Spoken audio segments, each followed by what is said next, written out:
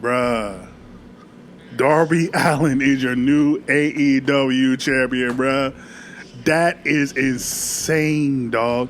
And what's even more insane is he beat MJF, the longest reigning AEW champion in the company's history.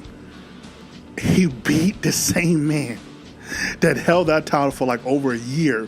He beat that same man in under a minute. Oh my God. Yeah. When I tell you shell shocked, dog, shell shocked. All it took was for MJF, he tried to play mind games. He tried to get an advantage. He low-blowed Darby Allin as he gave the ring to the ref. Darby Allin took advantage, low-blowed him back, hit him with 4 coffin drops, and a headlock takeover, yo. He beat him with a headlock takeover, bro. Like they've been telling this story for 4 years now. How long has it been? 5 years? When MJF started saying, I'm going to beat you with a headlock take, like, yo, that was chef's kiss. That was poetic justice at its finest. And before we even get to anyone that has anything negative to say, I'm going to say this right now. If you are a Darby Allin fan and you enjoy this moment. F the AEW fans or the MJF fans or the sickos or the WWE fans, anyone that has anything negative to say, F them. This is your moment. This is your time to shine. This is for you that enjoy the art of professional wrestling, that enjoy the love and the passion and desire that Darby Allin has given this company in this sport for the past 7 years. Everything that he has sacrificed, his body on the line, time in, time out, 24/7, every single day for someone like you, for this moment. This is why he did it. All those crazy spots he took, all those crazy jumps and leaps he's done, going through glass, going through tables, going through this, going through that, going through fire and back. This was for you. Enjoy this for you. I do not care about who hates it, who dislikes it, who has anything negative to say, because let me tell you this as well.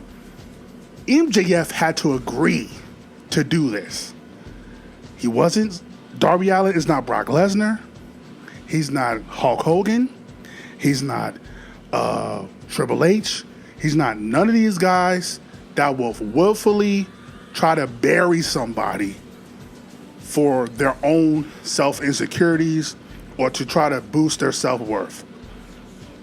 MJF agreed to this because this is what he wanted to do, because Darby Allin deserved it. Again, the first time I saw Darby Allin was All In, the very first event back in 2019.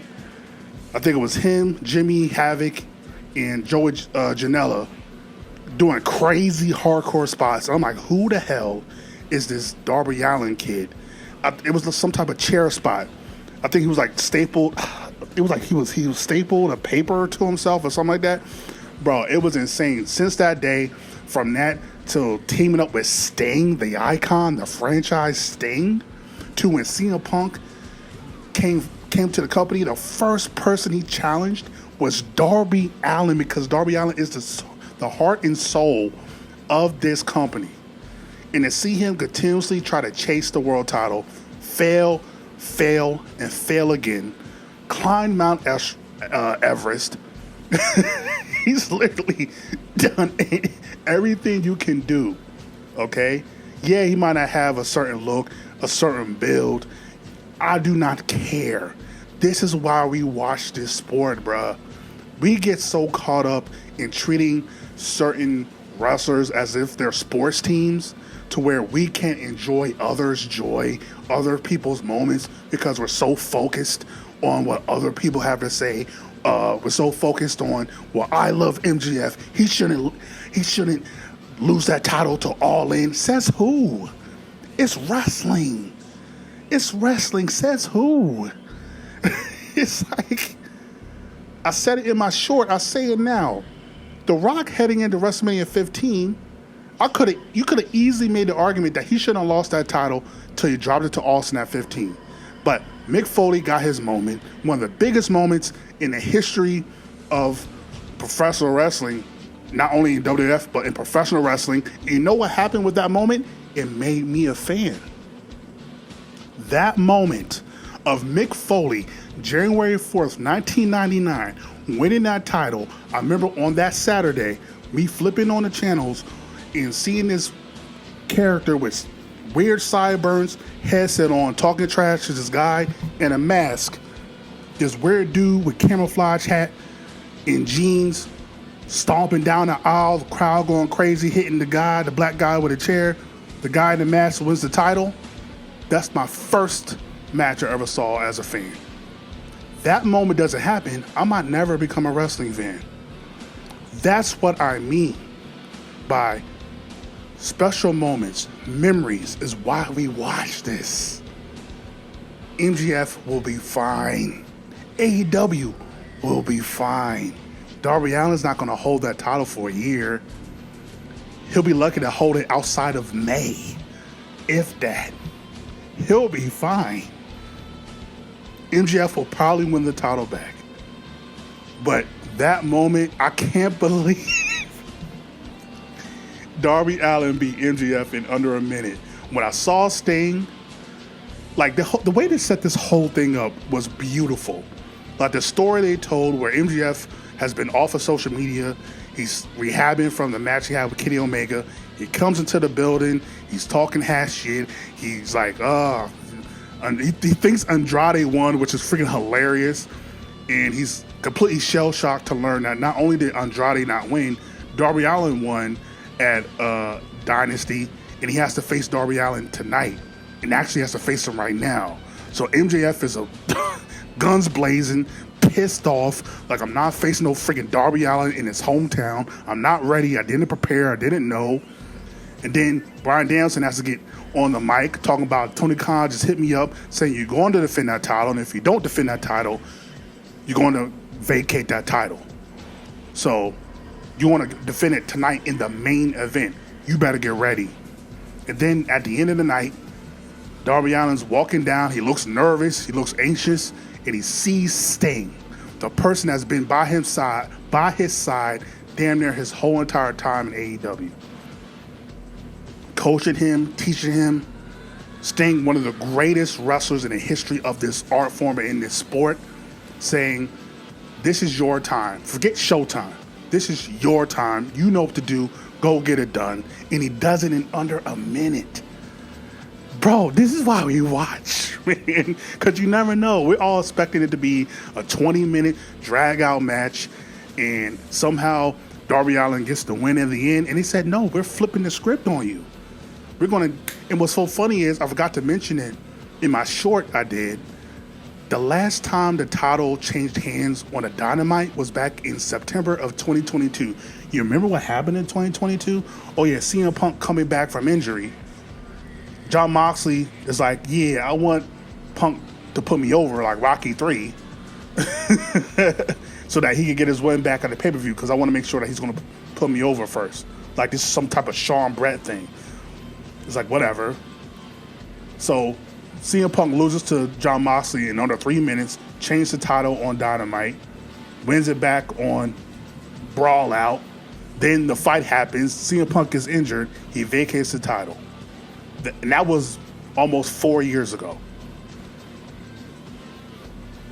What makes wrestling great is unpredictability. When you don't know what's going to happen. Again, this ain't some chump. This is some chump that doesn't deserve it. Somebody that's not great in the ring or doesn't connect with the fans. This is Darby freaking Allin, man. Darby Allin. I shouldn't even have... If you're an AEW fan, I shouldn't even have to sell you on this. He's been there since day one. I said in my short, I say it again. If anyone deserved this moment, it was freaking Darby Allin, bro. Straight up. Straight up. No, nobody else, bro.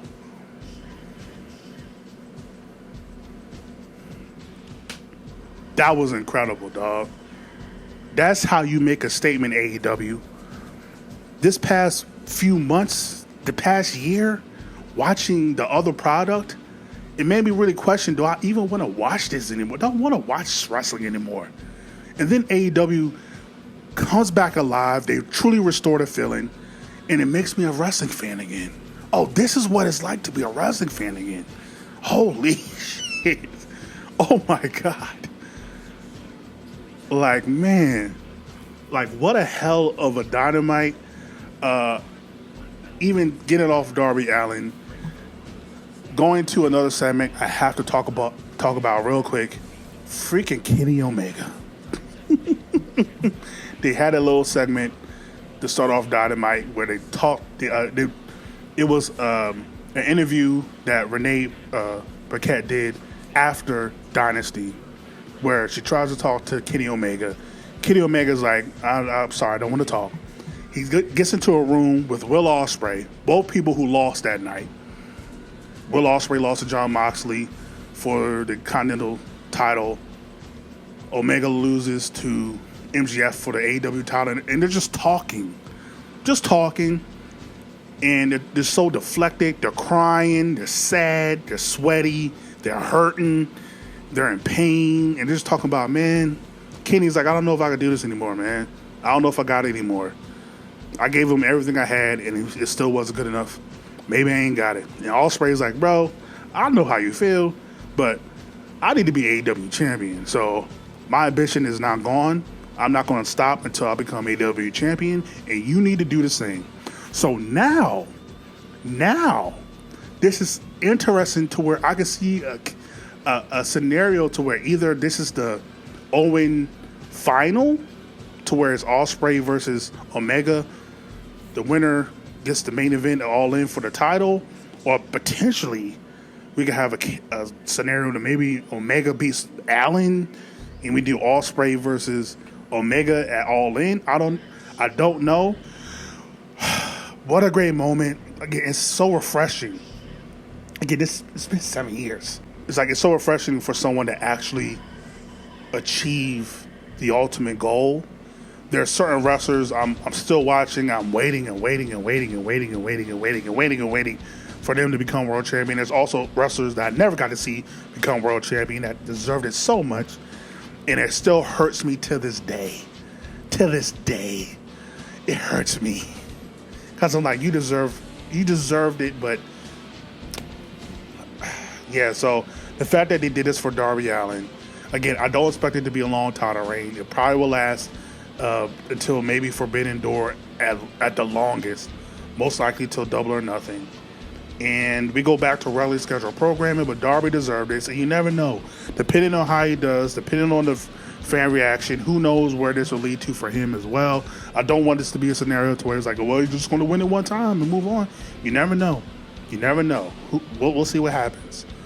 But for tonight, he is the AEW World Champion, and that means he's the best in all of professional wrestling. Let me know what you think. Like, comment, subscribe. Welcome to the High. This is Hayes Arcade. If you're not down with that, I got 2 words for you. Suck it.